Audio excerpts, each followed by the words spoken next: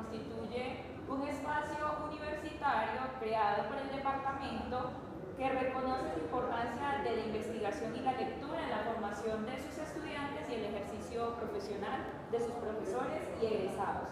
Fue creada en honor al egresado del programa de Economía, el profesor y jefe del mismo departamento, Jorge Pérez Restrepo, quien fomentó la lectura, la escritura y la ética en los estudiantes y profesores del programa. Antes de dar comienzo a la charla sobre historia económica de Colombia que hemos preparado para hoy, tenemos una pequeña sorpresa, un reconocimiento a nuestra invitada, la profesora Ángela Rojas. Por ello invito al decano de la facultad, el profesor Sergio Iván Restrepo Ochoa, para que haga la entrega y lectura del reconocimiento.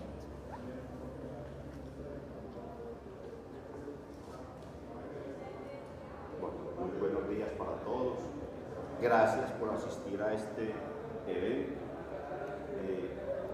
La verdad es que la cátedra Jorge Pérez Restrepo se llega en un momento muy importante para el país, donde se requiere cada vez mejores ciudadanos, cada vez profesionales con más responsabilidad y sentido de lo público y sentido de la ética. Y esto es lo que esta cátedra pues pretende promover. Muchas gracias a la profesora Ángela Milena Rojas, que nos va a dar hoy la charla Deuda Pública, Guerras Civiles y Capitalismo Periférico, la experiencia colombiana en el siglo XIX. Esto es un producto de un trabajo muy arduo de la profesora, un libro de texto que da origen pues a este tema. Entonces, el Consejo de la Facultad quiere hacer un reconocimiento a los profesores que lideran este tipo de proyectos, que le dan visibilidad a la facultad, al Departamento de Economía, a la facultad y a la Universidad de Antioquia. En ese orden de ideas, queriendo pues hacer ese reconocimiento, el Consejo de la Facultad de Ciencias Económicas confiere moción de reconocimiento a la profesora Ángela Milena Rojas Rivera por sus valiosos aportes a la academia y a la generación de nuevo conocimiento en el campo de la historia económica, contribución que se materializa con la publicación de su libro Deuda Pública, Guerras Civiles, Capitalismo Periférico, la experiencia colombiana en el siglo XIX. Esta moción de reconocimiento la firman Sergio Iván Restrepo Ochoa, decano de la Facultad de Ciencias Económicas, el profesor Dani García Callejas, vicedecano, y el profesor Jorge Barrientos Marín, jefe del Departamento de Economía. Profesora Ángela Milena. Muchas gracias. Mis felicitaciones y muchas gracias. A ustedes. Ahora sí los dejo pues con la conferencia de la profesora Ángela. Gracias, decano. Doris, ¿me puede regalar algo? Sí, ya tenemos. Bueno, muy buenos días. Es realmente pues un placer estar aquí con ustedes en esta cátedra en honor al profesor Jorge Pérez Restrepo, que fue un profesor muy importante para mí. Él fue tutor cuando yo ingresé a esta universidad y nos deja un legado muy valioso, un legado de servicio a la universidad, de amor al conocimiento, de amor a los estudiantes. Así que para mí pues es realmente un honor hacer parte de esta cátedra y agradezco pues la invitación que me han hecho. Vengo a compartir con ustedes este trabajo que ya tiene un tiempo pues de maduración, y la idea es contarles pues el contexto de ese trabajo y también pues algunas de las ideas principales. Una de las motivaciones también de esta charla es reactivar los estudios en historia fiscal, que han sido estudios mucho menos, con mucha menos atención en nuestro medio de la producción de historia económica. Este es nuestro plan de la conferencia. Les hablaré entonces de lo que se ha hecho hasta el momento con este tema. Entraremos pues también a unos contenidos ya muy propios de lo que va a ser la publicación, y hablaremos pues finalmente de algunos elementos que nos sugieren cómo seguir trabajando en estos temas, aunque es pues un tema, incluye muchos aspectos cuando hablamos de la fiscalidad, de la política fiscal, de los instrumentos fiscales. Tenemos una cantidad de temas y de hipótesis por trabajar, pero aquí, bueno, sugerimos algunas. Bien, este trabajo, el germen, estuvo en mi tesis de pregrado para aspirar pues, al título de economista en la Universidad Nacional, sede Bogotá, en el año 2000. Allí hago el trabajo de archivo más fuerte, es un trabajo que se hace en el Archivo Nacional y en la biblioteca del Ministerio de Hacienda. Allí es un trabajo que toma 2 años, porque bueno, ustedes van a ver que estamos considerando un periodo bastante largo de este siglo XIX y es pues exigente. Luego yo me vinculo a esta universidad y empiezo a trabajar ya elementos mucho más analíticos de este tema. Hay un artículo que ustedes lo encuentran en la revista de lecturas de economía en el 2007, donde ya tengo un poco más de influencia de los neoinstitucionalistas. Después me voy a hacer mi posgrado, mi doctorado en Inglaterra y estando en ese proceso participo en el Congreso Mundial de Historia Económica, en una mesa en donde se está reflexionando sobre el patrón oro en las economías periféricas. Patrón oro pues siendo este régimen monetario que cubre el siglo XIX y una parte del siglo XX. Participo en esa conferencia y producto de esto sale un libro compendio que es ojalá se alcance a ver, donde recopilamos experiencias del patrón oro en diferentes países y en diferentes periferias, porque están las periferias de América Latina y también las periferias de la Europa. Entonces es un trabajo bien interesante donde también maduro aspectos monetarios del tema. Y bueno, finalmente, después de regresar al país, cuando hago un barrido de lo último que se ha producido en historia económica, me doy cuenta que los estudios fiscales están relativamente congelados. Se ha hecho muy poco desde unos trabajos inaugurales y decido organizar el material para proponérselo a la editorial de la Universidad de Antioquia y como resultado pues tenemos este libro que sale en el 2015, ¿cierto? El año pasado. Este es el material pues, que circula y es un material que ha sido, pues, como ustedes ven, ha sido un proceso de varios años de discusión, de búsqueda de ideas, de refinar una vez más esos datos que se trabajan inicialmente y que pues, nos dicen en un primer plano pues, aspectos descriptivos, pero que después la idea es que nosotros podamos profundizar en los fenómenos que nos están diciendo esos datos. Finalmente, entonces, el año pasado también, a partir de esta investigación, me vinculo con esta red, es una red, la red de investigación de Hispanoamérica en los tiempos modernos, que está coordinando universidades en América Latina y en España con todos estos temas de historia económica y de historia también en general de las transiciones de las economías de colonia española a repúblicas independientes. Es una red que tiene varias subredes, en particular pues estoy trabajando pues en esta red que se trata de los procesos de transición económica, social y fiscal entre el Imperio Español y cómo transitamos hacia la conformación de los Estados-nación. Este es el sitio en internet que es administrado por el Instituto Mora en México, con una gran producción y tradición historiográfica, así que para mí ha sido una experiencia bien interesante de no solamente tener unos productos de publicación, sino a partir de eso vincularme con otros investigadores y generar pues un diálogo a partir de temas que son complejos, pero que cuando empezamos a dialogar con expertos que tienen la visión de otras dimensiones del problema, empezamos a unir esas piezas del rompecabezas y a entender mucho más estos fenómenos. Entonces aquí estamos y la invitación también es pues para aquellos que están interesados en estos temas, pues sepan que tenemos estas redes y que es bienvenido pues el trabajo y que estamos buscando estimular esos trabajos sobre fiscalidad en estos países y construcción de los Estados-nación. Bueno, entonces partiendo de este contexto, las preguntas iniciales que motivaron este camino de investigación. La primera, la básica, es ¿por qué el déficit fiscal en la historia económica de Colombia es un fenómeno persistente? Esa fue una pregunta que me hice como estudiante de pregrado, pero ¿por qué?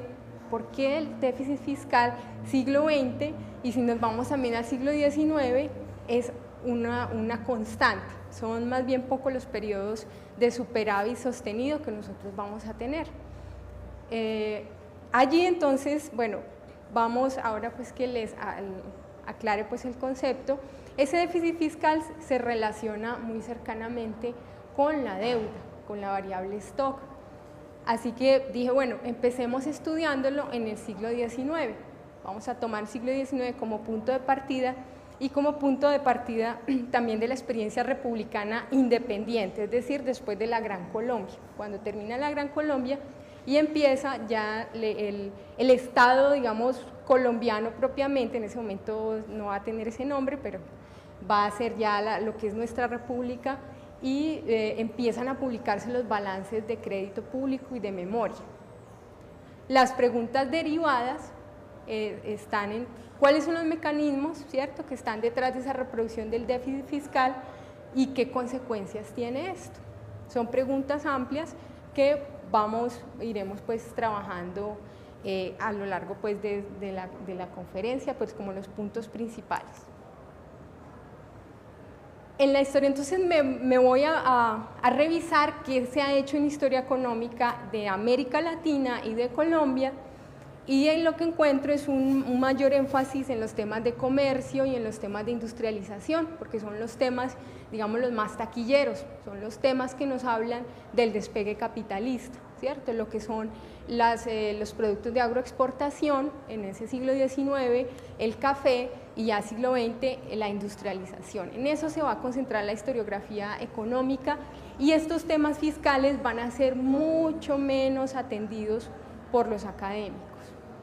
Dentro de los temas fiscales hay una serie de estudios sobre deuda externa, por ser la deuda externa tan visible, ¿sí? Un tema también diplomático, un tema en donde tenemos archivos en diferentes lugares, va a ser un tema un poco más investigado, pero la deuda interna es todo lo contrario, es un tema menos visible, más complejo, y también un tema que no es fácil abordar por elementos de economía política que van a ver acá, pues por la naturaleza de lo que es el endeudamiento interno. Dos macroeconomistas y también historiadores económicos muy conocidos del mundo anglosajón, Reinhardt y Rogoff, en uno de sus estudios más recientes hacen un balance de los estudios que hay sobre endeudamiento público, interno y externo en distintos países, y llegan al mismo diagnóstico. Dicen, el endeudamiento interno es un fenómeno mucho más complejo, más difícil de estudiar, incluso en países desarrollados, en donde nosotros creemos que existe una tradición de archivos, de transparencia, digámoslo, pública, de cuáles son las transacciones que está haciendo el Estado y cómo se está contratando. Entonces, inclusive ellos dicen, para países como Estados Unidos o países europeos, no es fácil hacer un seguimiento de la deuda. Entonces vemos aquí pues que hay un gran reto pues en este sentido. En Colombia, los estudios claves iniciales datan de hace un tiempito. Tenemos esta tesis doctoral de un historiador estadounidense, David Bushnell, sobre el régimen de Santander en la Gran Colombia, y él hace un estudio muy detallado, interesante, sobre las finanzas públicas de ese régimen de Santander en este periodo de la Gran Colombia. Ahí él avanza algunos de los problemas fiscales originales que se van a seguir presentando a lo largo del siglo, pero pues para ahí en ese periodo. Después vamos a tener otro artículo sobre el estado fiscal, los asuntos fiscales en el siglo XIX, por otro historiador británico, Malcolm Dease. También un recuento bien interesante, pero no profundiza en ciertos temas, porque él no hace pues básicamente un trabajo de archivo, sino que recopila pues información que ya existía, pero es un trabajo bien sugestivo. Después tendremos aquí un trabajo ya más a nivel regional, de este historiador, pues para un periodo corto, y luego tendremos estos dos títulos que son los de referencia obligada sobre deuda externa. Sobre deuda externa conocemos un poco más por este trabajo que se ha hecho de diplomático y también por lo neurálgico que es el acceso al crédito externo. De este trabajo, de una vez lo adelanto, en el siglo XIX vamos a tener la puerta cerrada para esos créditos externos. Muy tempranamente, como ustedes saben, nos endeudamos para hacer las guerras de la independencia, esos préstamos fueron con los ingleses, pero pues se acaba las guerras de independencia y la economía colonial queda en una pobreza, la colonia ya postcolonial está sin recursos, no tiene capacidad de pago, debe renegociar esos pagos, finalmente se declara, pues se pagan unos intereses, pero los prestamistas británicos entienden que Colombia no tiene dinero para realmente endeudarse mucho más. Así que en el siglo XIX va a ser muy difícil tener préstamos externos. Un poco más adelante en el siglo van a prestar algunas cantidades que se logran a través de negociaciones muy particulares, pues un personaje que se va a Europa y convence a ciertos inversionistas para que les den un capital y poder hacer un poquito de ferrocarriles. Eso es lo único, pues como la única excepción que tendremos en el siglo XIX, pero de resto no hay forma de ir a golpear esa puerta para pedir crédito externo. El siglo XIX no, digamos, queda estancada esa variable con esa deuda pendiente de la independencia. Eso se reabrirá hasta el siglo XX, o sea, comienzos de ese siglo XX donde volvemos a tener crédito y hay unas renegociaciones de esa deuda externa. Bueno, y tenemos estos dos trabajos de Junguito, es más bien un trabajo descriptivo sobre las finanzas públicas del siglo XIX y del siglo XX, y este último trabajo que es de una historiadora también de escuela francesa que sí ya trabaja temas de deuda interna, aunque ella trabaja en la primera parte del siglo, un trabajo muy juicioso con archivos y memorias de Hacienda desde una perspectiva más de escuela francesa. Es un trabajo interesante, más un trabajo desde el punto de vista y los métodos del historiador. Este trabajo también es recientemente publicado, hay un artículo del 2011 y otro del 2015 que considero se complementa con lo que hace mi trabajo. Entonces está ahí, también lo tenemos como referencia.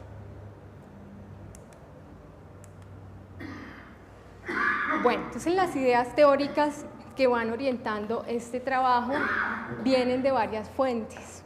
Una primera idea viene por lo sugerido por Marx en algunos de sus escritos, donde él habla de la acumulación originaria de capital.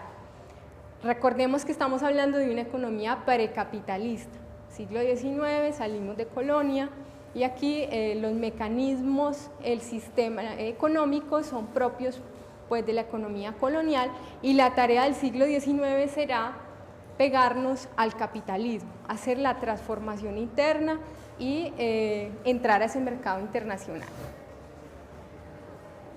Entonces Marx nos dice que toda economía necesita una acumulación de capital original, y gran parte de esa acumulación viene de la actividad financiera, en parte con la deuda pública, los documentos de deuda pública y la actividad de los agiotistas y los comerciantes, los que hacen en ese momento de intermediarios.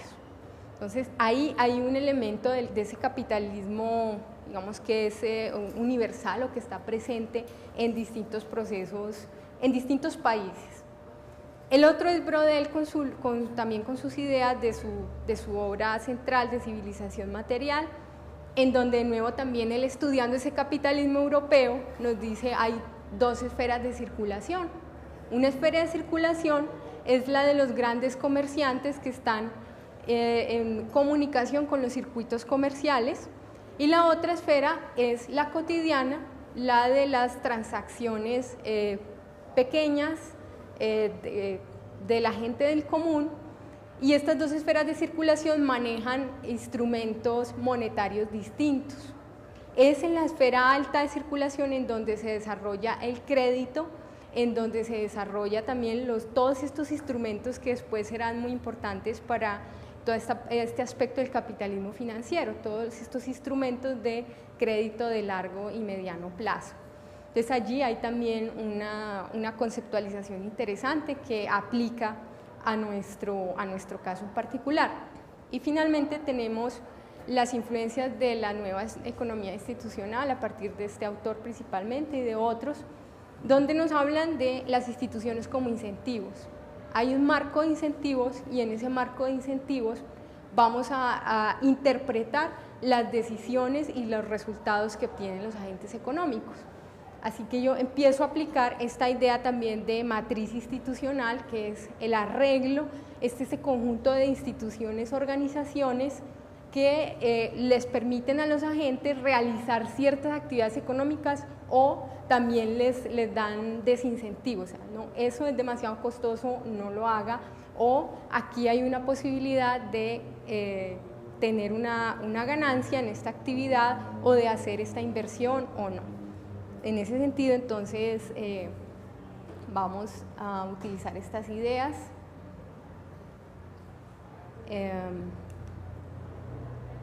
También tenemos unos estudios desde la Escuela de la Regulación y también del neoinstitucionalismo sobre las trayectorias históricas de las sociedades. Está la idea de pues tenemos siempre los casos más estudiados que son los de Inglaterra, Francia, el capitalismo europeo, de cómo sus trayectorias fiscales fueron determinantes para entender su entrada a ese capitalismo industrial. Mientras que Inglaterra hizo con su Revolución Gloriosa, organiza las finanzas del rey y se convierte en una monarquía parlamentaria y entra muy sólida a liderar ese capitalismo, además pues también convirtiéndose pues en un centro financiero importante. Francia es la otra cara de la moneda, en donde tenemos una monarquía absoluta, donde el rey toma decisiones arbitrarias, se mete en guerras que le implican costos y llega a un punto pues ya máximo de endeudamiento, de crisis fiscal, de falta de credibilidad, que es lo que nos explica también ese punto de la Revolución Francesa y lo que implica pues esa Revolución Francesa la crisis del Estado y cómo esto también retrasa un poco el desarrollo financiero de Francia. Ahí está esta relación planteada de fiscalidad y la naturaleza del Estado, que es muy interesante y que pues en esa perspectiva también nos vamos a ubicar. Bien, entonces fuentes sobre las fuentes, estas que les contaba, son fuentes que estamos rastreando las cuentas del gobierno central nacional. Nosotros vamos a tener un periodo de federalismo y eso va a hacer que tengamos unas finanzas también regionales, estatales, pero sobre eso no tenemos tanta información, así que toda esta información que se presenta es la visión del gobierno nacional central. Bueno, tenemos también manuscritos, se hace todo un seguimiento a la legislación sobre crédito público.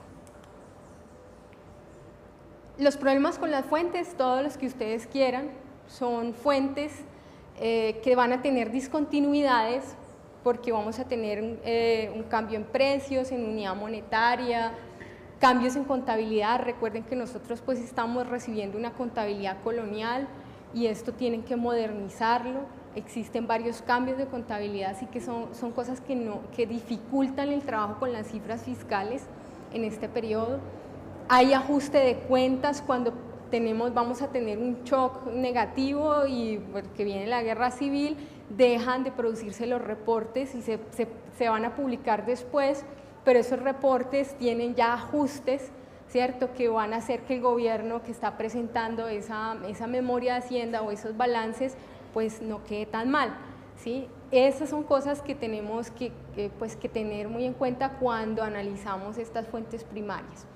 Hablamos también de montos políticamente correctos, estos son documentos que son presentados a los cuerpos políticos, Entonces esto hace que en los temas fiscales tengamos esa sensibilidad de los reportes, de que por qué se está reportando, en qué momento se reporta, por qué sí o por qué no, o si cambia la contabilidad por asuntos también políticos, ¿cierto? De que se elimina una cuenta porque no se quiere mostrar qué se está haciendo con esos recursos, ¿cierto? También tuvimos, tuve pues la locura pues de los miles de documentos de deuda porque se emiten diferentes clases según cada una de las guerras civiles que se van a tener, y esto también es un seguimiento pues que es casi que con pinza de decir, bueno, estas son las cuentas, este vale al 3%, este billete del tesoro, son listas enteras de documentos que hay que saber clasificar. Por eso existen unos anexos metodológicos. Entonces aquí hay que dedicar un tiempo importante para contar cómo se agregaron las cuentas, cómo se seleccionaron. Es muy importante este trabajo con cifras fiscales, ¿no? Y sigue siendo actualmente para los que producen cifras fiscales la manera en que se contabilizan las cosas. Entonces hay un aspecto ahí bien delicado, pero pues pienso que con una metodología adecuada y con rigor es posible aproximarse a estas series. Bien, entonces entrando ya en materia rápidamente, recordamos el concepto de dónde viene la deuda. Si la representamos por este D, la deuda es la variable stock que se acumula de un flujo que corresponde al déficit fiscal, ¿cierto? Si nosotros decimos pues que este G son los gastos y que I es la inversión, que son los gastos del gobierno, y restamos estos impuestos que son pues los ingresos principales, aunque también pueden haber unos ingresos no tributarios, pero digamos que lo simplificamos y lo dejamos expresado de esta manera. Ese es el déficit fiscal corriente cuando esta diferencia pues es positiva, definida de esta manera, ¿sí? Los gastos son mucho más altos que los ingresos. En el periodo siguiente, entonces, nosotros vamos a tener un nuevo déficit primario en T más 1, si existe, ¿cierto? Ese déficit primario si es positivo, y también vamos a tener que pagar intereses sobre esa deuda, que viene siendo representada aquí por esta R, que es la tasa de interés aplicada sobre ese monto que se acumuló en el periodo anterior. Esto entonces será, cuando incluimos esos intereses de la deuda, hablaremos pues del déficit total, ¿cierto? Entonces hay un componente delicado de la deuda que es esa tasa de interés, ¿cierto? Que va corriendo, más la acumulación que vayamos haciendo periodo a periodo de ese déficit primario. ¿Qué nos dice la teoría clásica sobre este recurso? Que es un recurso que se usa para financiar gastos extraordinarios. Puede ser un gasto o una inversión, ¿cierto? Puede que haya un choque negativo a la economía y el gobierno necesite traer más recursos, ingresos, ¿cierto? Del futuro al presente, entonces lo puede hacer para obras públicas, inversión a gran escala, o en el caso de una guerra, ¿cierto? Hay necesidad de ingresos extraordinarios que corresponden a gastos extraordinarios, y está la idea de que esa deuda nos permite suavizar ese consumo intertemporal, ¿cierto? Esta es la noción que nosotros tenemos. En este suavizar el consumo intertemporal sabemos que vendrán efectos distributivos, porque lo que estamos adelantando hoy tendremos que pagarlo mañana, ¿cierto? Pero generalmente no es la misma generación, ¿sí? Entonces el endeudamiento hoy, lo que consumimos hoy, será pagado por los que paguen impuestos más adelante, ¿cierto?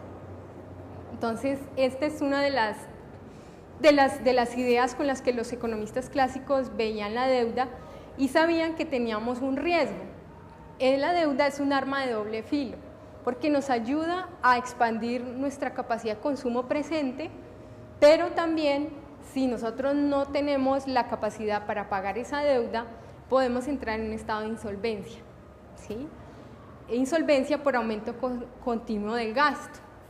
Y si nos endeudamos demasiado, existe la salida para los gobiernos de repudiar la deuda y decir no pago, que eso lo pueden hacer los gobiernos.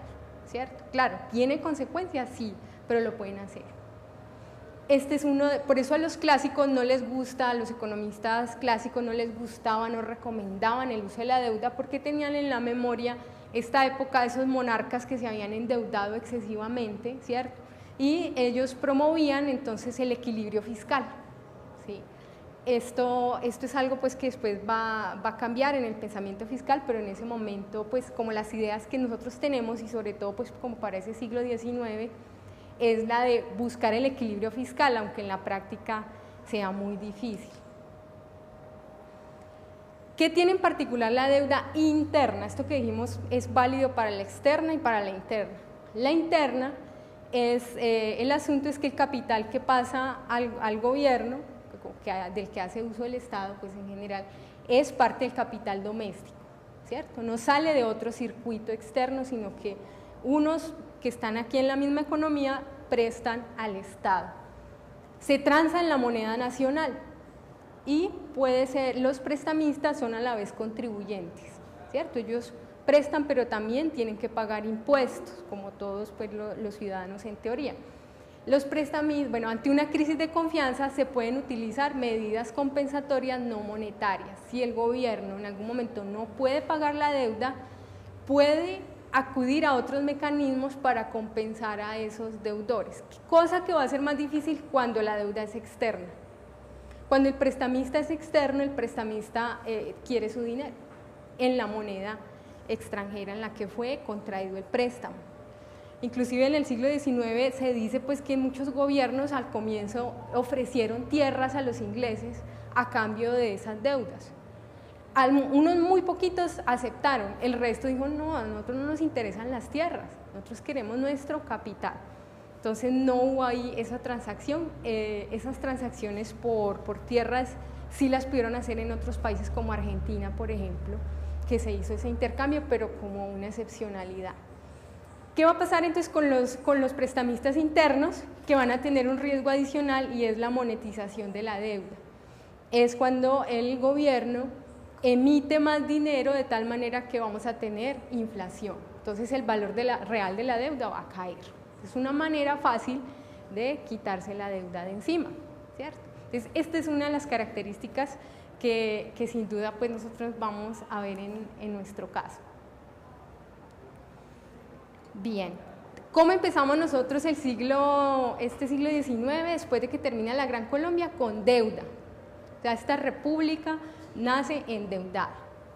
Va a tener un déficit que le deja la Gran Colombia, además es un déficit que está profundizado por el hecho de que al terminarse ya al darse la independencia, una de las demandas es quitar los impuestos coloniales.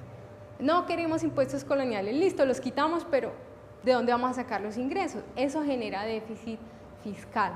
Se acaban los diezmos, el quinto, bueno, una cantidad de impuestos coloniales. Nos toca el 50% de la deuda externa, por ser el país que tiene más población. Los otros dos países, Ecuador, Venezuela, quedan con una porción mucho menor de deuda. Y vamos a tener también un acumulado de deuda interna por préstamos forzosos y por algunos pocos préstamos voluntarios. Entonces no se empieza en ceros, sino que se empieza con una carga. Y esto también va a ocupar la mente de los legisladores fiscales porque cuando uno nace con las manos amarradas, pues tienen pocas posibilidades para actuar, ¿cierto? Para hacer gasto, para incidir en la economía. Podemos resumir las causas de este acumulado en tres componentes básicos. El primero, los costos de las guerras civiles. Vamos a tener 9 guerras civiles generales. Todos los costos de esas guerras van a ser reconocidos una vez se acaba la guerra con vales de deuda pública. Esto es un mecanismo que se idean los bandos políticos para poder entrar como en unas negociaciones y en una especie de paz, pero que es una paz temporal e inestable. Y esto va a ser mortal, esto va a crear aquí un mecanismo perverso de reproducción de la deuda. Acumulación de déficits fiscales siempre lo va a haber por el pago de de empleados burocráticos, de militares, el pago de la administración pública, y la recaudación también va a ser muy ineficiente. Entonces va a haber unas pérdidas allí importantes que nos van a llevar al déficit, y los intereses de la deuda. Aquí tenemos pues como las fechas de estas guerras civiles generales, que vamos a tener unas guerras también regionales, contiendas regionales, pero esas solo si la guerra se reconocía como regional, como nacional, es reconocida después en las cuentas públicas. Entonces, para tener una perspectiva pues, general de lo que va a ser este siglo, este es un esquema que aparece en uno de los artículos de la colección del Banco de la República, que nos trata pues como los eventos de ese siglo XIX. ¿Qué queremos destacar acá? El hecho de que aquí vamos a tener un siglo con una inestabilidad política importante. Vamos a tener guerras, aquí se supone que en este gráfico nos hablan de las constituciones, de las guerras, constitución, guerra, guerra, guerra, ¿cierto? Entonces tenemos una periodicidad, ¿cierto? Donde lo que nos está reflejando es que después de la independencia las élites no logran ponerse de acuerdo, las élites políticas, ¿sí? Es normal que después de toda independencia haya una guerra civil, hasta Estados Unidos tuvo su guerra civil. El asunto con nosotros es que esa inestabilidad va a ser pronunciada. Entonces, ¿será que el antivirus? Bueno, ya. Aquí cuando nos referimos a los nombres del país, ¿cierto? Que teníamos de 1832 a 1858 la Nueva Granada, es un régimen pues, de más influencia conservadora. Después vamos a pasar a la Revolución Liberal, que va a tener esta primera manifestación, y luego va a pasar a ser Estados Unidos de Colombia, porque el país está fluctuando entre ese régimen centralista y régimen federalista, ¿cierto? Y esas son las guerras, los motivos, pues digamos, gruesos de las guerras civiles, hasta que finalmente en el 86 tendremos ya el nombre oficial de lo que es República de Colombia, bajo un modelo centralista. Esta es la inestabilidad de la que estamos hablando. Cuando tomamos la serie del saldo de la deuda, su tasa de crecimiento, vemos que los picos coinciden con esos momentos de guerras civiles, ¿sí? Entonces nos habla de que esa acumulación de deuda está en función de esos choques al sistema, de la deuda interna. Esta deuda interna está clasificada en tres componentes. Hay una deuda de corto plazo, que es esta deuda flotante, que es una deuda que va a tener, van a expedir vales y documentos que se pagan mucho más rápidamente que otro tipo de documentos, y que van a tener una garantía de ingresos fiscales que son bastante líquidos y bastante rentables. Después tenemos una deuda de un largo plazo que se llama deuda consolidada. La deuda flotante que no se logra pagar se consolida. Esas son operaciones de crédito público, y a través de la consolidación logran, pues, es una especie de negociación con los acreedores. Y tenemos una deuda llamada irredimible, porque el Estado no devuelve el capital, sino que paga una renta eterna, supuestamente, ¿no? Es una renta. Esa deuda nace cuando se expropian a la Iglesia Católica, cuando se levantan los censos que van a ser los préstamos que hace la Iglesia Católica a los hacendados en estas economías coloniales. Se le llama censo a esta especie de hipoteca. Entonces, cuando el Estado entra aquí a reemplazar a la Iglesia Católica en esos censos y también a expropiar, nace la deuda irredimible. Entonces ahí podemos ver también qué garantía tenía. La garantía más fuerte va a ser esta, y esta va a ser un poco más variable, va a depender del rendimiento de estas minas, va a depender de la existencia de ciertos excedentes. Entonces esas garantías nos van a determinar el valor de mercado que van a tener esos papeles de deuda pública. Es la percepción de las personas que tienen, de los tenedores de vale, de qué tan fácil es que les devuelvan ese dinero, ¿cierto? Que el gobierno pague esa deuda. Aquí vamos a ver las cifras, son 3 series que son muy dicientes. Bueno, esta verdecita nos está hablando del saldo de la deuda, mientras que la azul nos cuenta la deuda inscrita, ¿sí? La que se va registrando. Y esta línea morada, rosada, nos está hablando de la amortización, el ritmo de amortización. Entonces aquí hay un detalle importante, y es que si ustedes miran la línea verde, que es el saldo, esa línea verde no está fluctuando alrededor de aquí estamos hablando de miles de pesos corrientes, 10 millones. Y ese es un límite políticamente correcto que se va a establecer en las memorias de Hacienda. No les gusta publicar saldos de deuda muy por encima de ese valor. El valor máximo en algún momento va a ser 13 millones, y cuando dicen saldo de la deuda 13 millones se escandalizan, pero realmente lo que nos va a decir el movimiento de la deuda son estas 2 series de la deuda inscrita y la deuda amortizada, ¿cierto? Entonces el que mire, quien no entienda esos componentes de la deuda se queda con la idea de que la deuda es un fenómeno estable, ¿sí? Y no lo es. Aquí, por ejemplo, en esta década de los 60, con la revolución liberal, vamos a tener una inscripción de deuda acelerada. Aquí van a pasar varias cosas importantes en este momento, porque el gobierno va a expropiar a la iglesia y va a emitir vales del tesoro en cantidades muy grandes, pues en comparación a lo que anteriormente había hecho, ¿sí? Esto va a tener sus efectos monetarios también. Bueno, aquí tenemos un cuadro que nos está contando cuáles son las rentas del Estado para comparar esas magnitudes. Vimos que este saldo es, bueno, el acumulado, voy a volverme aquí un momentito.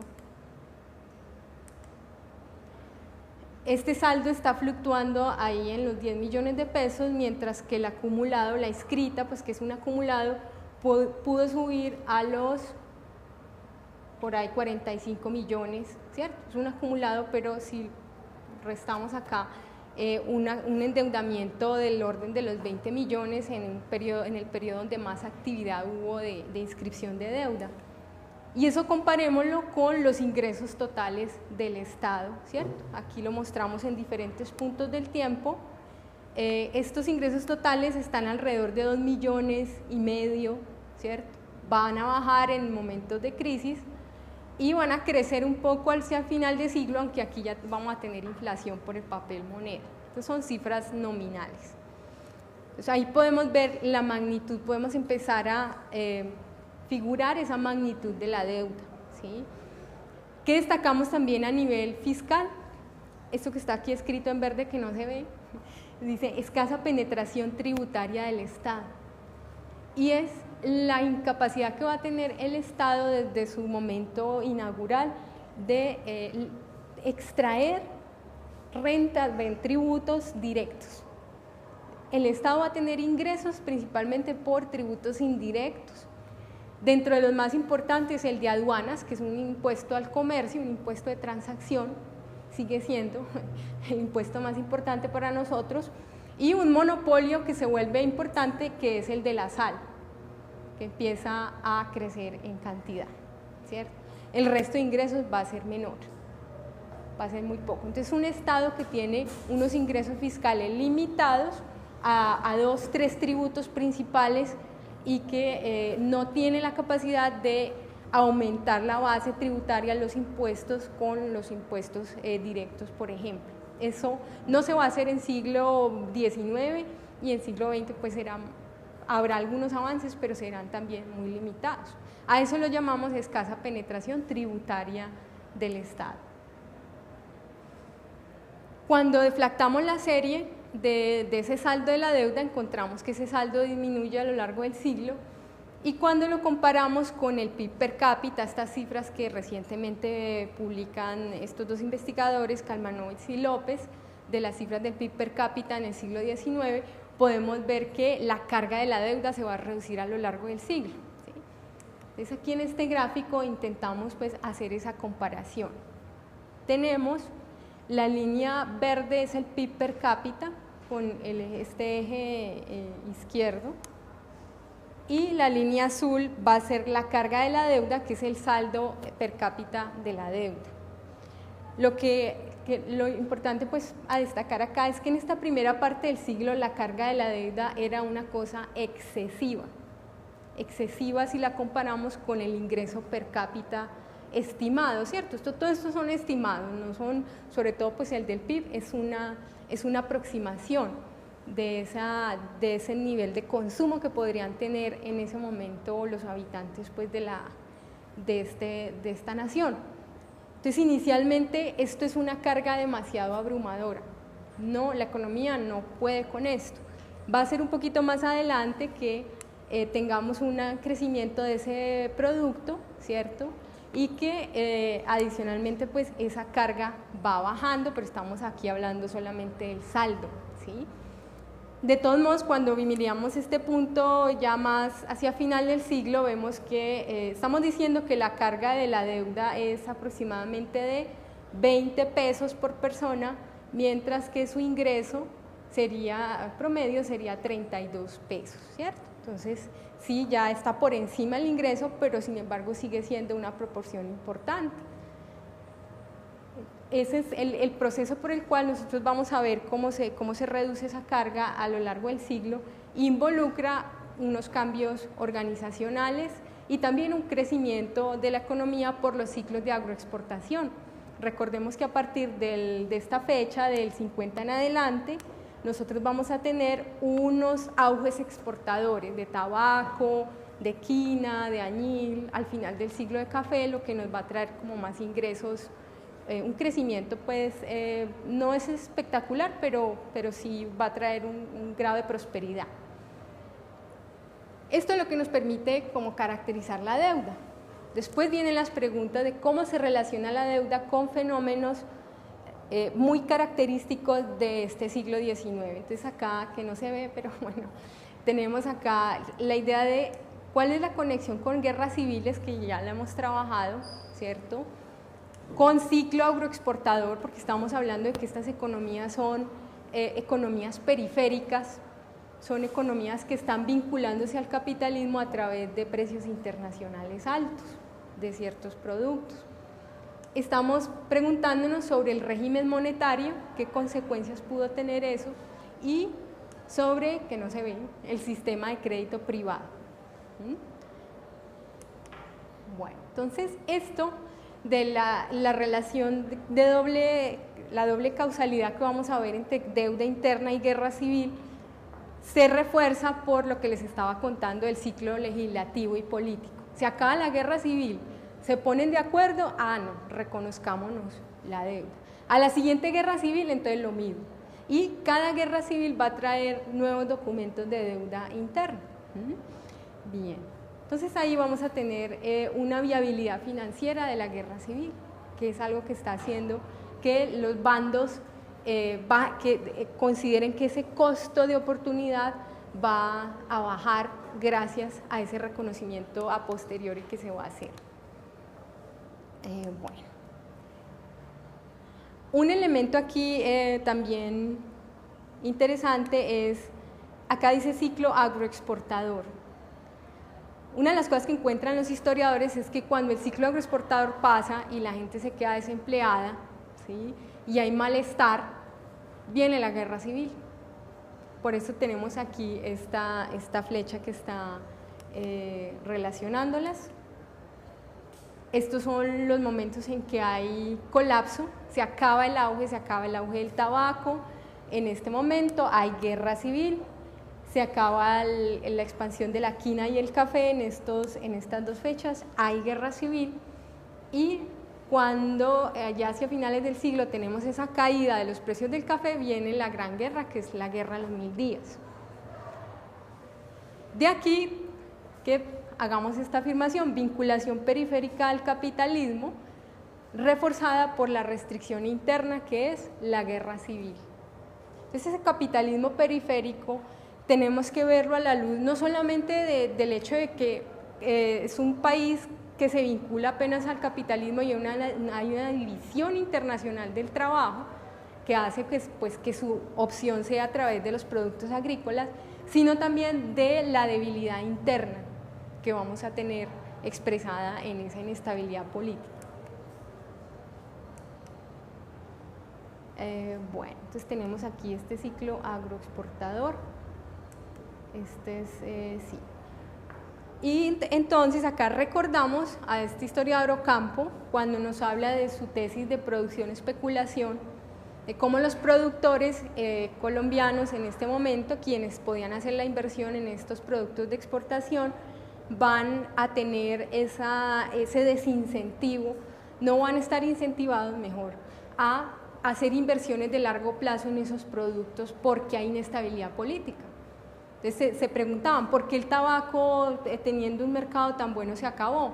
Porque la calidad que estaban usando no era la suficientemente buena. Sería necesario traer semillas, hacer una tecnificación, hacer una plantación de una extensión más a una escala mayor, pero esto no, los productores colombianos no quieren hacerlo porque hay demasiados costos e inestabilidad. Entonces, por eso tenemos aquí esta doble causalidad. Y vamos al otro componente, que es el componente monetario. Entonces, ¿qué pasa entre esa deuda interna y el régimen monetario? Según la teoría, cuando estamos en un patrón oro, los ciclos de entrada y salida de capitales son los que nos van a determinar el nivel de precios domésticos. Eso es en teoría. Si entra un flujo de oro, entonces subirán los precios, y si hay una caída de las exportaciones, saldrá oro y habrá deflación. Esto es en teoría. ¿Qué pasa para nosotros? Y es que nosotros vamos a tener un paralelismo con precios hasta mitad de siglo, pero de ahí en adelante los precios van a tener una tendencia creciente, o sea que se desvinculan con un ciclo de fluctuaciones, pues como lo sugiere la teoría. No hay evidencia de deflaciones después de que se termina el ciclo exportador, lo que nos trae pues como la idea de cómo explicamos el comportamiento de esos precios en ese siglo. Lo podemos entender si recordamos que la oferta monetaria en este momento tiene dos componentes. Vamos a estar en un patrón bimetálico, lo que significa que circula la plata y circula el oro, y también hay monedas de cobre. Pero también van a circular las notas del Tesoro Público, y esas notas empiezan a transarse para pagar impuestos y para hacer transacciones con el Estado. Significa que tienen atributos monetarios, ¿cierto? Y aquí aplicamos esta idea de Brodel de las esferas de circulación. Para los comerciantes que exportan es muy bueno tener vales de deuda pública porque con eso pagan impuestos. Y más si el vale está depreciado, lo compran a un 10% de su valor nominal y pagan impuestos por un valor del 100%. Entonces es un negocio redondo para los exportadores. Así que realmente van a tener una influencia sobre la oferta monetaria. Cuando miramos la forma en que se compone esa deuda, aquí en este cuadrito nosotros tenemos los componentes por deuda consolidada. Este verde es deuda consolidada, el azul es deuda flotante y el amarillo es la deuda irredimible. Y aquí vamos avanzando a lo largo del siglo. Si ustedes observan el gráfico, claramente vamos transitando de la deuda consolidada a la deuda de corto plazo, la deuda flotante. Por eso decimos que vamos a tener una lenta transición hacia un régimen de papel moneda con la emisión de documentos de deuda pública. Entonces ahí hay un fenómeno monetario interesante. Cuando comparamos el ritmo relativo de emisión con un periodo sobre todo inflacionario que fue el que ocurrió en los 60. Aquí tenemos la línea anaranjada, nos está hablando de la inflación con el eje derecho, si es que no se ve, y esta línea verde es el ritmo relativo de emisión. Ya no estamos tomando el saldo de la deuda, sino la deuda inscrita y los cambios en esa deuda con este eje. Esa década de los 60 que les contaba, donde hay una gran emisión de vales, coincide con una inflación, un crecimiento de la inflación para esa década. Entonces esas conexiones son importantes y son las que precisamente cuando nosotros acá, que no se ve mucho, pero bueno, la idea es que acá dice ciclo de agroexportación, acá dice nivel de precios domésticos, ¿cierto? Según la teoría, pero como sabemos que no podemos explicarlo solo por los ciclos de agroexportación, tenemos que buscar el eslabón perdido que llamo yo, y ese eslabón perdido es entender que la deuda también está teniendo un efecto sobre el nivel de precios, ¿sí? Por el hecho de que es compuesta la oferta monetaria de monedas metálicas e instrumentos de crédito público también. Dentro de toda esta literatura, esto coincide con la experiencia de diversos países de la llamada pues, periferia monetaria, en donde todo el mundo utiliza mecanismos compensatorios para ampliar su oferta monetaria, y esto en la literatura de Patrón Oro se le llama la violación a las reglas del juego, pero todo el mundo lo hacía, porque es la forma de tener más discrecionalidad sobre la masa monetaria, la oferta monetaria interna. Eso es un punto bien interesante. Además, pues porque también nos va a permitir aliviar, es contracíclico, ¿cierto? Aliviar esos momentos en que se cae el flujo de ingresos por exportaciones. Y aquí hablamos pues de nuestra última interconexión, que es con los intermediarios financieros. ¿Qué pasa con las casas comerciales, los agiotistas, más adelante lo que serán los bancos, ya la banca moderna? Toda esta historia monetaria de la que hemos hablado no sería posible sin ese componente del crédito privado también. Entonces vamos para allá. Entonces ese sistema privado va a ser uno de los que transa y de los que moviliza estos vales de deuda pública de una manera importante. Vamos a decir que ese sistema de crédito público avanza paralelamente con el sistema de crédito privado. En términos generales, en el siglo lo que nosotros vamos a tener es una etapa hasta 1861, donde todavía pues, los mecanismos de crédito son muy coloniales. Está la iglesia como principal prestamista, hay bastantes propiedades bajo este esquema de hipotecas de la iglesia.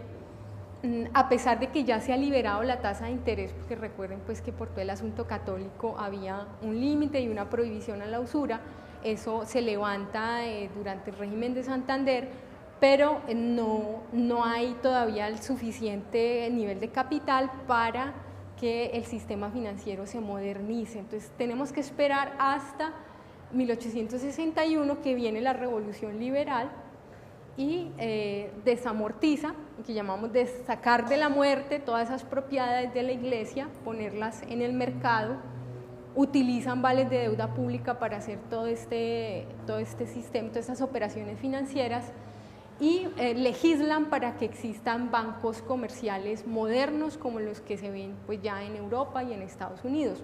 Es la llamada era de la banca libre. Banca libre porque no hay un banco central, no hay un banco nacional, cada banco puede emitir sus billetes y el único compromiso es tener una reserva, la reserva de metálico correspondiente a esos billetes que se van a emitir. Esto se acaba en el 86 con la regeneración. En el 86, que volvemos al modelo centralista, recordemos que aquí en esta era la banca libre éramos federalistas, ¿cierto? Con el centralismo aparece el Banco Nacional, que va a ser el banco de propiedad del Estado y que va a empezar a emitir billetes.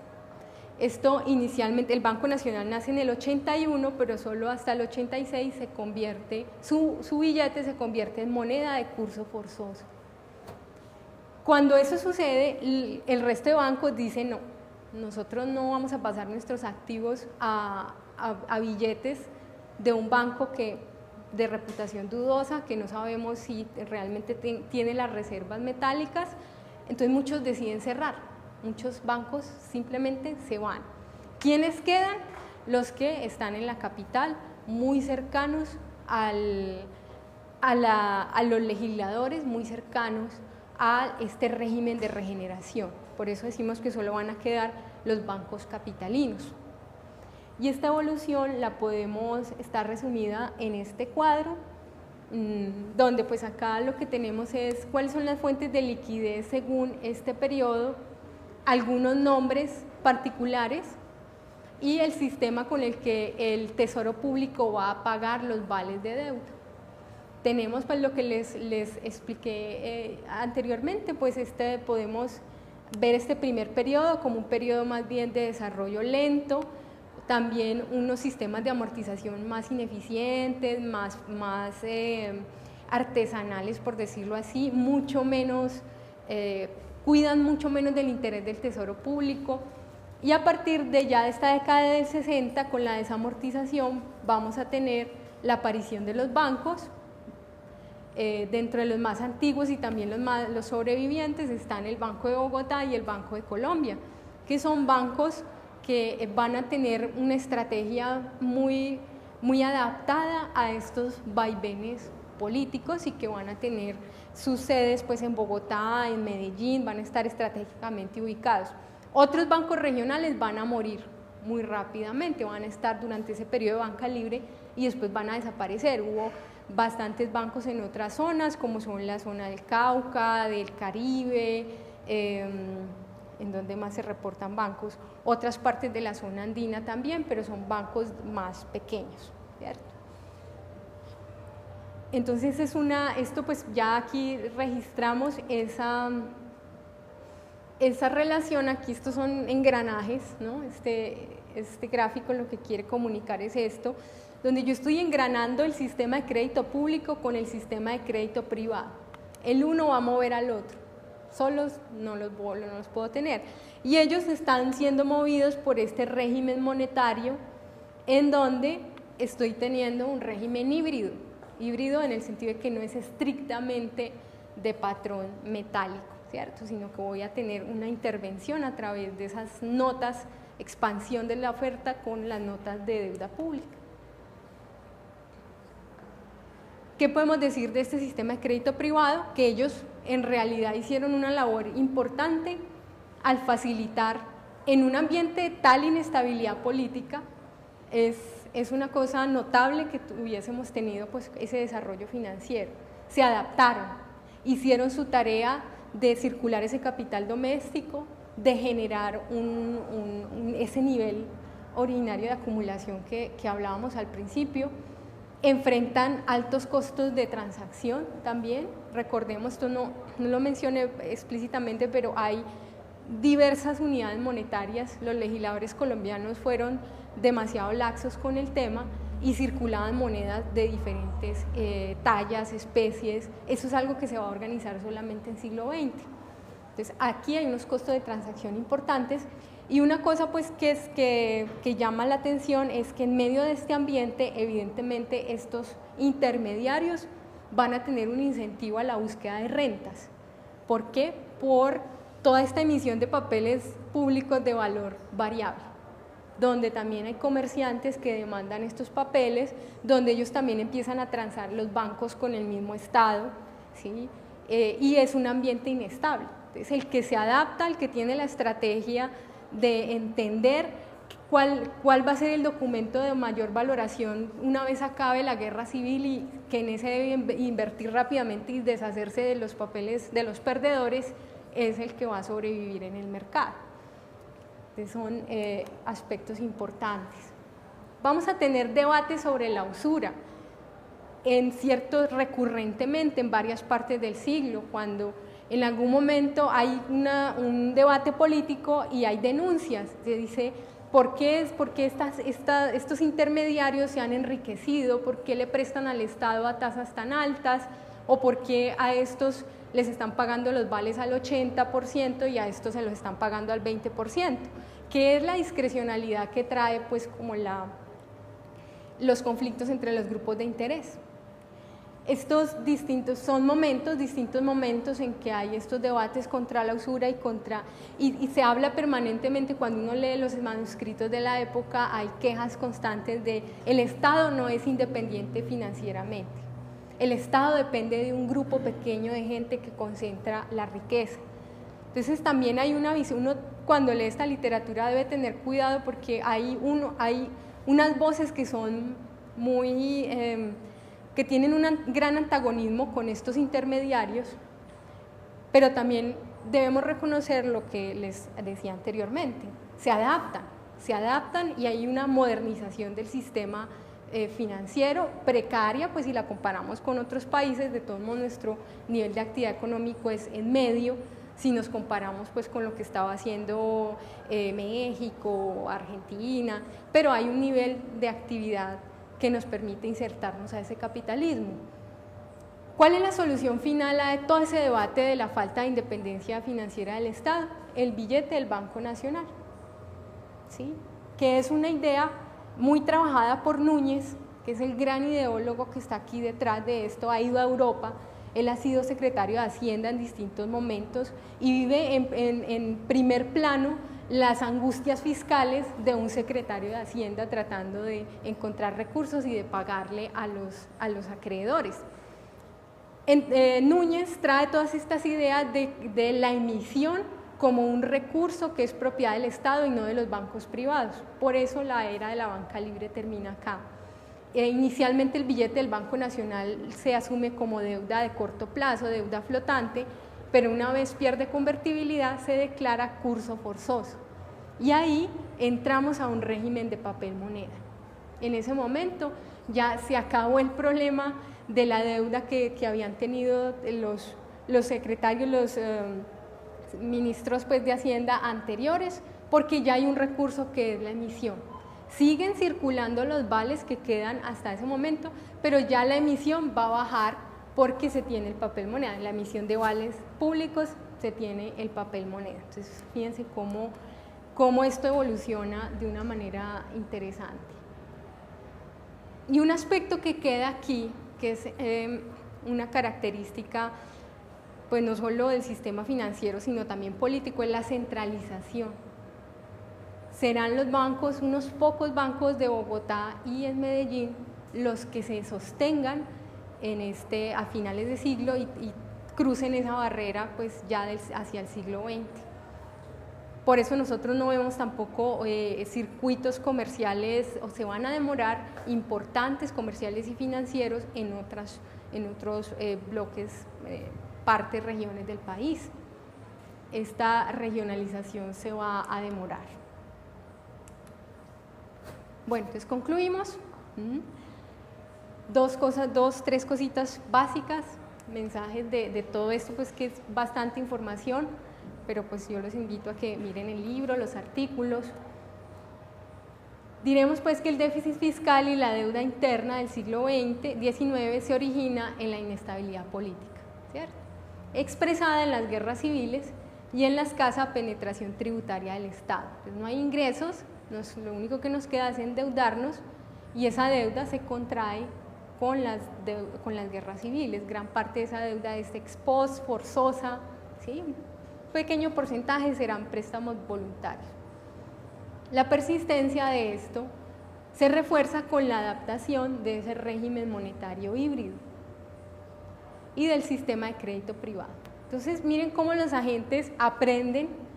Es realmente pues también pues admirable porque en medio de los problemas políticos, de la desintegración que pueda tener también el país, distintas zonas del país, de alguna manera se crea un sistema nacional, vamos hacia allá, monetario y también de crédito público y privado. O sea, se logran cosas a pesar de que pues nuestro crecimiento no haya sido espectacular, que tampoco nos hayamos puesto totalmente de acuerdo en lo político, pero se hacen transformaciones importantes en ese siglo XIX. Esa es la naturaleza del capitalismo periférico. esas adaptaciones precisamente que tenemos, pues que es muy importante identificar. Se configura un arreglo institucional que asimila la inestabilidad política y la económica, lo asimila, lo vuelve natural. Diremos pues que es un arreglo adverso para la inversión de largo plazo, pero este régimen monetario híbrido, con estas adaptaciones, es un arreglo favorable para la inversión de corto plazo, en el sentido que nos permite capturar las rentas que traen los ciclos de agroexportación y hacer cierto nivel de inversión. No va a ser muy alto comparativamente, pero sí lo va a haber. No podremos decir pues que esto es totalmente adverso ni totalmente favorable cuando estamos ya pensando en una perspectiva de crecimiento. Hay un aporte, pero definitivamente sí, cuando pensamos en un potencial, sí, el asunto de la inestabilidad nos pone por debajo de ese potencial, claramente, igual del sistema financiero, el sistema de crédito privado, y también sabemos que estamos con un Estado débil que tiene una poca capacidad de gasto y de inversión, y un Estado que tiene también poca independencia porque se debe a sus acreedores, ¿sí? Entonces, esto está aquí presente. Pregunta para el trabajo de estos temas fiscales sobre las discontinuidades y las continuidades. ¿Qué permanece y qué se transforma de este arreglo institucional que vamos a tener? ¿Qué sabemos? Sabemos que el arreglo institucional con estos elementos se va a romper con la guerra de los 1000 días, que es como ya el máximo de expresión de la guerra civil. Va a ser una guerra a más escala comparada con las anteriores, y va a ser también una guerra donde se van a romper límites como la inflación. Vamos a tener una hiperinflación, la inflación más grande en toda nuestra historia de vida independiente. O sea, llegamos al extremo, ¿sí? Ya máximo. Los dos bloques políticos, liberales y conservadores, están dispuestos, además también ellos tienen más recursos de toda esta inversión que han hecho a lo largo del siglo, y pueden invertir más en armas, hay más combates, traen más tecnología, entonces llegan al punto máximo. Después de esa guerra en los 1000 días, donde ya se dieron cuenta que estaban más o menos equiparadas las fuerzas, aunque pues los liberales y los conservadores deciden hacer un pacto, y en ese pacto ellos van a acordar no usar ese recurso de la guerra civil. Es claro que no quieren más guerras civiles, que deben ponerse de acuerdo porque ya el costo de oportunidad empieza a ser mucho más alto de entrar en una guerra civil. Y también dicen no a la hiperinflación. Aquí sé que uno de los historiadores económicos nuestros, Meisel, nos dice, aparte, ese es un momento en el que psicológicamente se crea un veto a la hiperinflación, y nosotros sabemos que en siglo XX todos los países de América Latina tuvieron hiperinflación menos nosotros, porque eso es algo que las élites y los legisladores aprendieron y lo fueron legando pues a través de las generaciones. Entonces aquí hay una discontinuidad importante. Y bueno, simplemente algunas cositas donde vamos a tener discontinuidad y continuidad. La penetración tributaria del Estado seguirá siendo débil en el siglo XX. No hemos solucionado el asunto de los impuestos directos y de una base tributaria realmente incluyente, ¿cierto? Ahí estamos con el debate de la última reforma tributaria, ¿cierto? Las aspiraciones del gasto de inversión pública serán relativamente cortas. Es solo recientemente, a partir de los 90, que empieza a expandirse el gasto público en una serie de frentes, no solo por la Constitución, sino también a nivel militar y de infraestructura, que es algo muy reciente. Por eso nosotros somos un país de regiones, porque aquí no hubo un gasto que se dedicara a crear infraestructura para que nos uniéramos como mercado interno. Y eso tiene que ver con la capacidad fiscal de nuestro Estado. Tuvimos, sin embargo, una inflación inercial durante todo este periodo. No hubo hiperinflaciones, pero sí hubo inflación. más o menos promedio del 30%. Eso está expresando un conflicto de economía política detrás, el hecho de ese recurso a la inflación. Entonces, es algo que también un componente para trabajar. Y lo otro es que tenemos un sistema financiero concentrado y relativamente costoso cuando lo comparamos con otras partes pues, de la América Latina, relativamente, ¿sí? Ha sido un sistema que ha tratado de abrirse, pero que termina concentrado. Entonces, son cosas que nos sugieren puntos de trabajo, hipótesis, y que también nos sugieren la riqueza de estos temas fiscales que están conectados con estos otros aspectos también de la estructura económica. Y bueno, eso es todo. Muchas gracias por su atención, por su interés. Si tienen algunas preguntas o comentarios, este es el momento para hacerlas. Y bueno, también les contamos que vamos a hacer una rifa de 2 ejemplares del libro y 3 separatas de uno de los artículos. Entonces, ustedes que se anotaron ahí, vamos a hacer la repartición. Pero si tienen algún comentario o sugerencia. Una pregunta, ya que tratas del siglo XX y sobre tratando el tema de cuando se disolvió la Gran Colombia, que ciertos países asumieron cierta cantidad de la deuda pública, cuando se separó Panamá de Colombia, ¿Panamá asumió algún costo de esta deuda? Panamá de Colombia, sí, eso es... No. Pues, a ver, el asunto con Panamá, Panamá es una provincia marginal para Colombia, ¿cierto? Hay unas cuentas centrales que tienen que ver con el ferrocarril de Panamá y que están siendo administradas desde el centro, que es algo que genera malestar en Panamá. Pero cuando hay la independencia, pues como hay una intervención norteamericana, ¿cierto? Más lo que va a haber después es una indemnización, pero no hay, hasta donde yo sé, pero sí sería bueno pues como aclarar en esa parte si queda alguna deuda pues que tenga que reconocer Colombia por generada en el territorio de Panamá. Pero más que lo que yo entiendo es que Panamá genera ingresos más que deudas. Por eso Panamá está, pues se mantiene ahí en el territorio, pues, pero cuando se separan, pues para Colombia es una pérdida, porque sí genera ingresos. Pero es una buena pregunta, se podría así trabajar. Entonces, todo lo que es siglo XX, tenemos muchas preguntas, está cierta información descriptiva, pero pues ya esta lectura más analítica, más profunda de finanzas públicas y de fiscalidad, ¿sí? Ya hay que construirla. Gracias. Bueno, primero como alguna aclaración sobre los datos, y es observar si la deuda pública era neta o bruta. ¿Neta o bruta? Ah, sí. Es decir, si es neta de activos del Sí. Estado o... Sí. Eso es bueno, la contabilidad, sí, son sistemas de contabilidad muy distintos a los que tenemos actualmente. ¿Cuál era ese saldo? Simplemente se están sumando el valor de los vales, sí, de las emisiones, sí. Y la otra, digamos que lo que parece darse a nivel general es que era más rentable para la banca privada financiar al Estado que al sector privado. Entonces, como que le daría uno la idea de que hay un efecto de expulsión claro, dado que los bancos comerciales patrocinaban o de alguna forma financiaban al gobierno porque les pagaban unas tasas de interés más altas que lo que podían recaudar dentro de las empresas privadas. ¿Sí van a entender? Sí. Entonces, es como, me parece muy llamativo eso, porque es como decir, bueno, es algo más o menos que se mantiene en la historia de Colombia.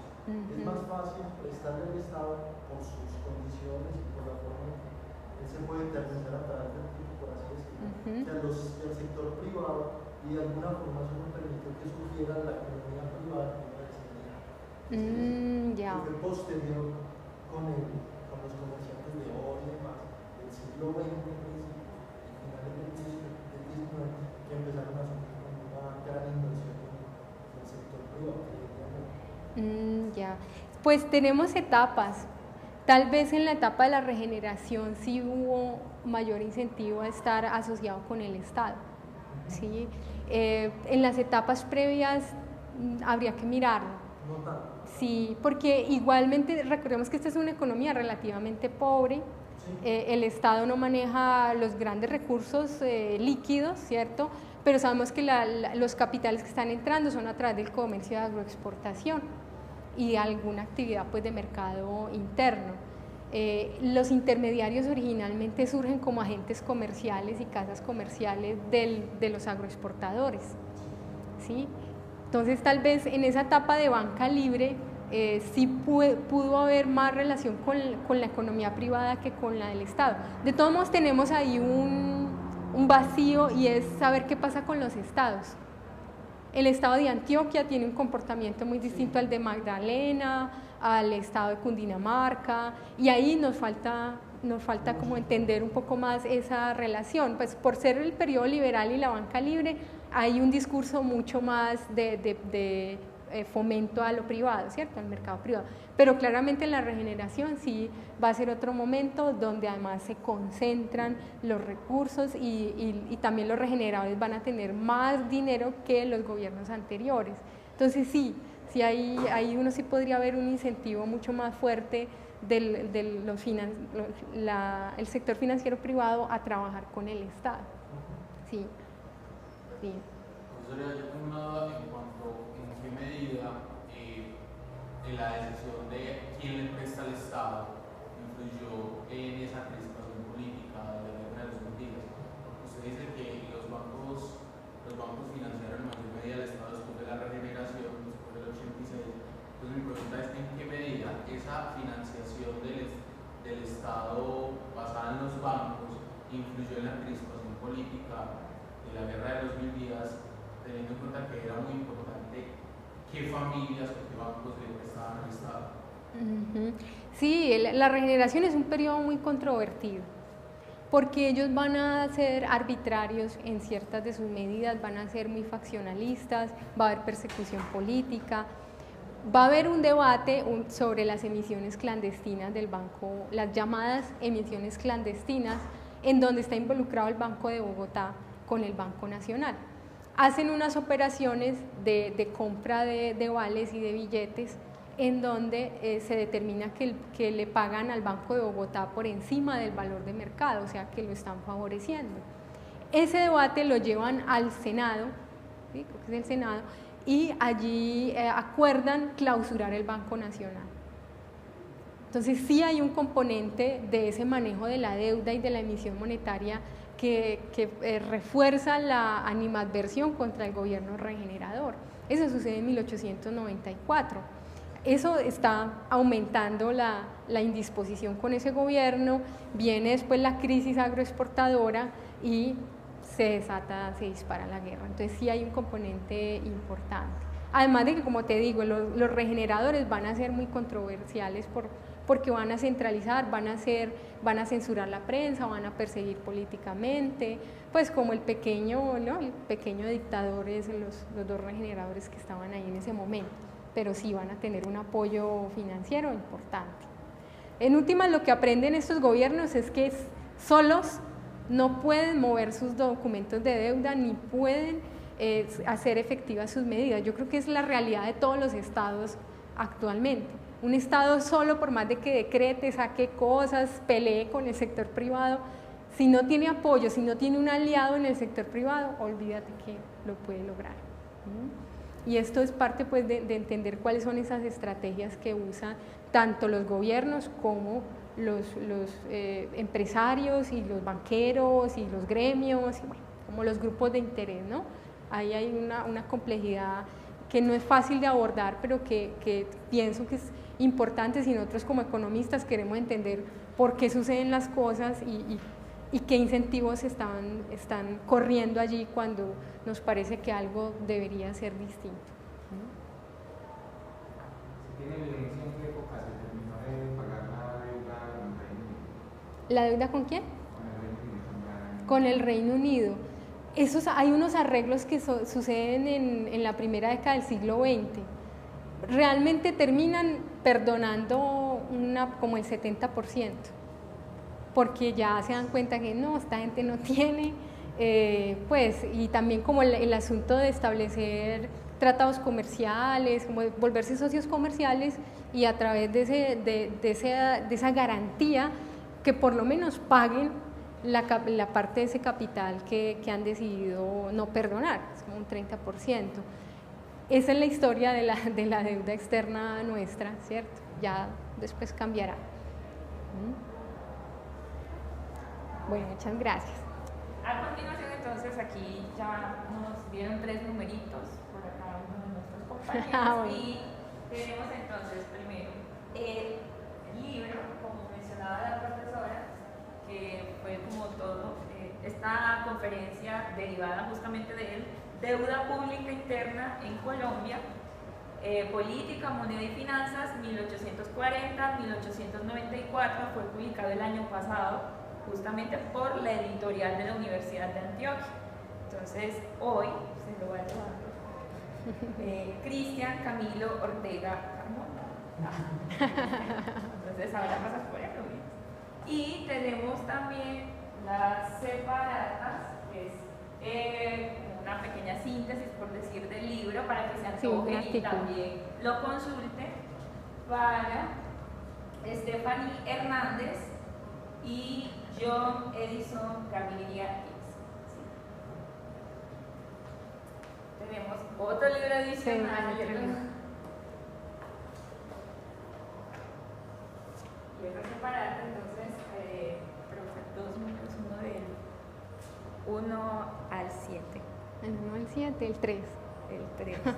Santiago Álvarez. Perdón. No es ¿No? Álvarez, Santiago Gacho, diré para no. Entonces, no, bien. Entonces, tenemos el libro. Bien.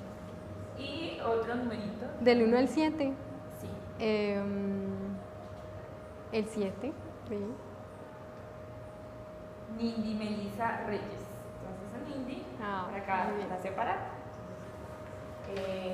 Muchísimas gracias a todos ustedes por acompañarnos el día de hoy, a la profesora por compartir este importante trabajo que muy seguramente servirá de consulta para estudiantes, profesores y que tiene un aporte importante en la historia económica de Colombia. Nos vemos en una próxima ocasión. Bueno, muchas gracias. Ay, qué bueno, te agradezco todo el apoyo.